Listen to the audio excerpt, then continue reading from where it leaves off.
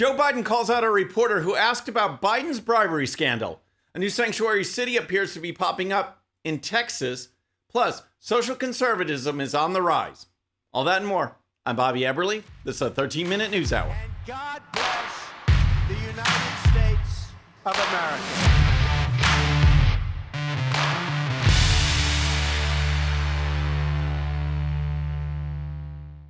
Okay, friends, welcome to the show. Happy Friday. I hope you had a great week. If you're new to the show, thank you so much for tuning in. We're going to start with the big guy, Joe Biden, and his outright refusal to answer substantive questions about major issues facing this country. In particular, questions about his and his family's own corruption. If a Ukrainian businessman told the FBI that phone calls were made to this president when he was vice president and to his son regarding millions of dollars in bribes, that sounds like a news story. And if this son has evidence, say, on a laptop that provides emails, texts, documents, and more showing pay-for-play schemes, that sounds like a news story. Well, they are. And they are not hypothetical. It's Joe Biden. And questions thrown out to Biden, more often than not, just get the blank stare. Thank you for your leadership.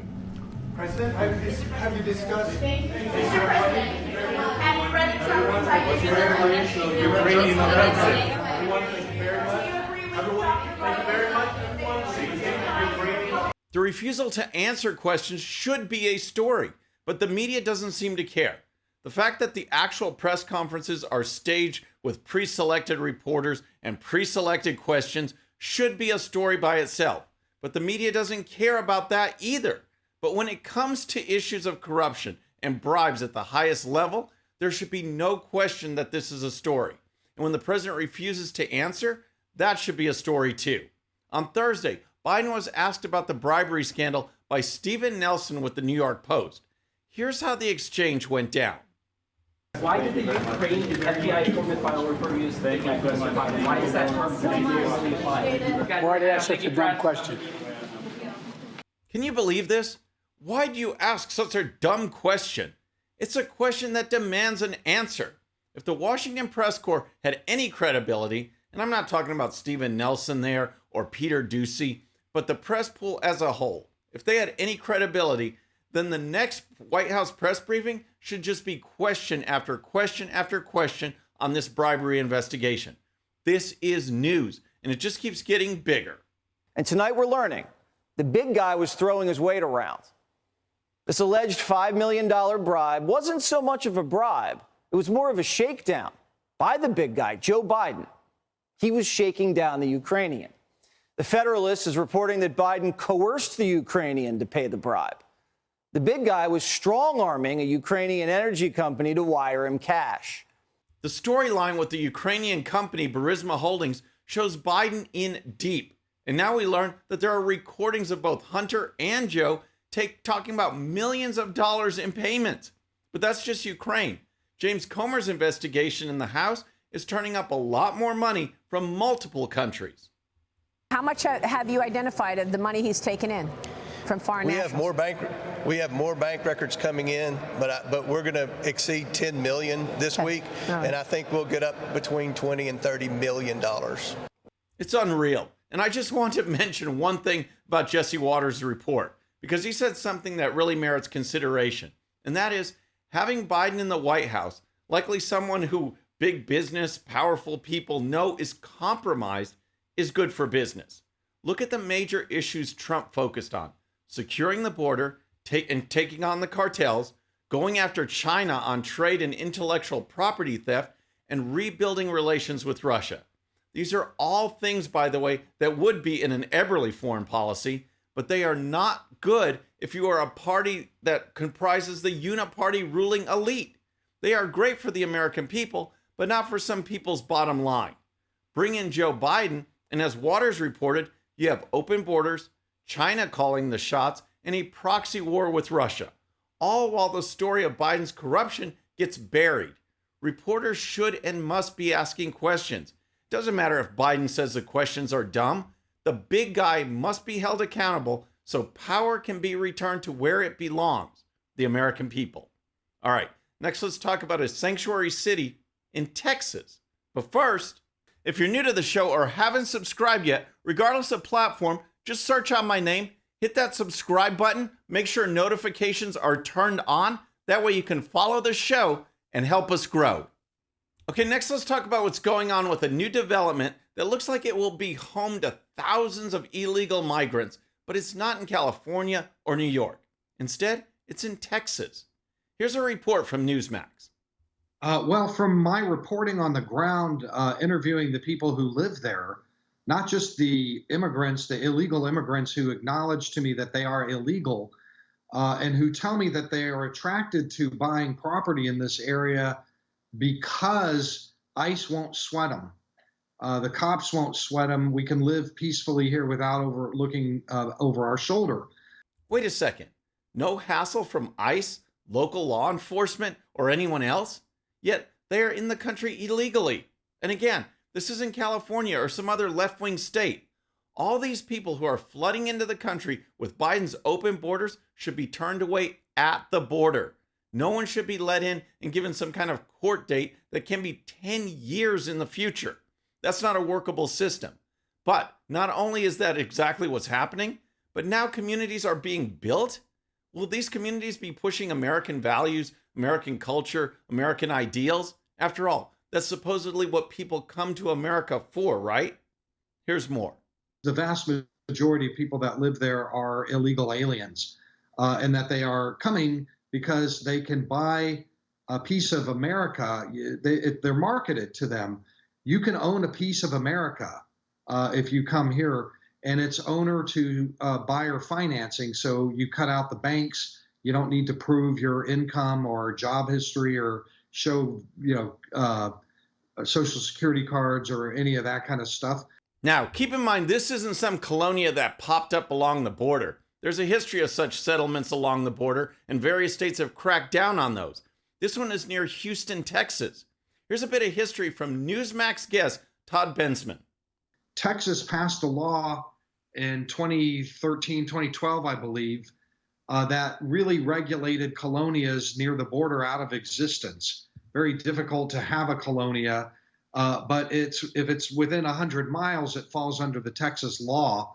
But this one is several hundred miles away from the southern border, and therefore it's just open season. Anybody gets to settle here, and it is just, it's expanding at such a rate.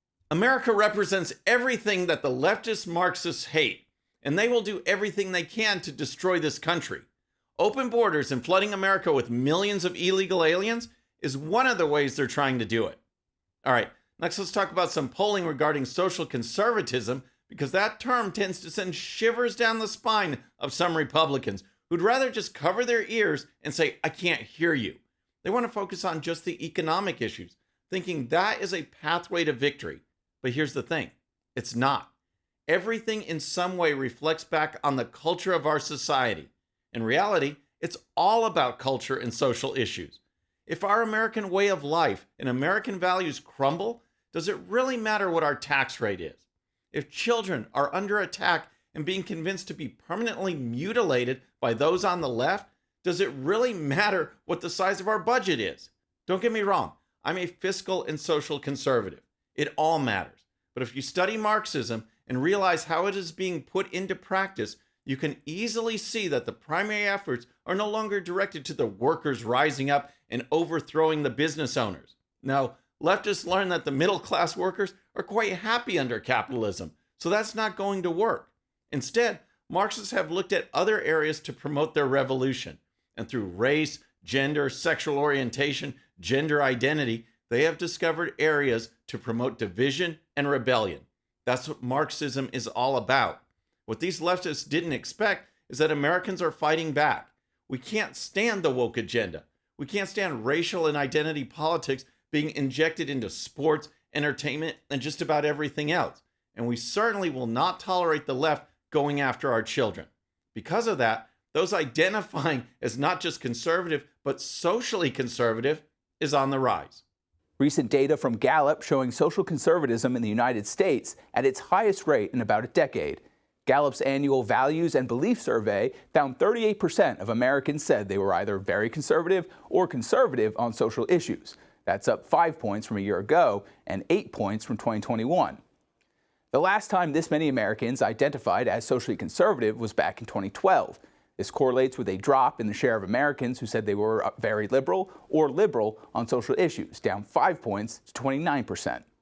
That's great news. The 38% marks the highest level since 2012, and the turn has been dramatic over just the last few years. It's in those last few years that we've seen wokeness get out of control.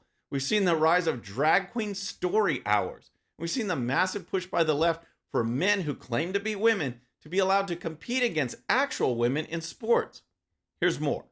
Ahead of a pending Supreme Court decision on the legality of colleges and universities using race when making admissions decisions, Pew Research found that 50% of Americans disapprove of the practice, while 33% approve. Nearly 3/4 of conservatives said they oppose the practice, while just 54% of liberals said they were in favor of it. So that's a different polling company, and the focus was on race-based college admissions. Here's another poll on gender identity. A major survey from the Public Religion Research Institute revealed that in 2021, 59% of Americans held that there are only two genders, a number that has jumped to 65% in 2023. The shift occurred across nearly every political, religious, and generational category. On social issue after social issue, Americans are moving more toward the right because they realize that the left has gone off the deep end. When your social policy includes abortion up to and after birth, admissions and hiring practices based on race, allowing men to compete against women in women's sports, and the hypersexualization of children, that is something that flies in the face of American values and American common sense. Okay, so we've had the big guy, Joe Biden, sanctuary cities for illegals, and leftists pushing a woke agenda. We need to ask them, do you have a relaxed brain? I got what you call, a relaxed brain. First, in Relaxed Brain Friday, we have Johns Hopkins University, which issued a new definition of the word lesbian, which completely erases the word woman from the definition. In the university's inclusive language guide in the LGBTQ section, lesbian is now defined as a non-man attracted to non-men. What in the world is that? What's interesting is that when talking about the word gay, the word man is still used. Gay, a man who is emotionally, romantically, sexually, affectionately, or relationally attracted to other men. So, gay uses men, but lesbian uses non-men? Is it any wonder why social conservatism is on the rise? And then we have these breaking headlines from the Babylon Bee. Trump names Hunter Biden as his running mate, so DOJ will stop investigating him. I bet that would actually work. And then we have Joe Biden's latest initiative. Biden announces by 2025, all wildfires must be electric. I can see him doing that right after he calls all forest fires lying dog-faced pony soldiers. Friends, that's our show for today. I hope you enjoyed it. And remember, today's show's one sheet is available to Patreon supporters using the link in the description. The one sheet gives you the links to all the videos and stories used on today's show, so you can dive even deeper into each issue. And with that, our next show will be Monday evening at the usual time. Until then, I'm Bobby Eberle. This is a 13-minute news hour.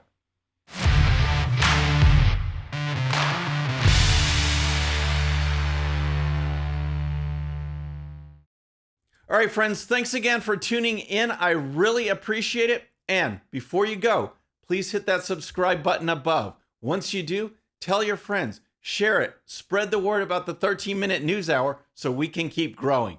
And for more great content, check out these videos right here, and I'll see you next time.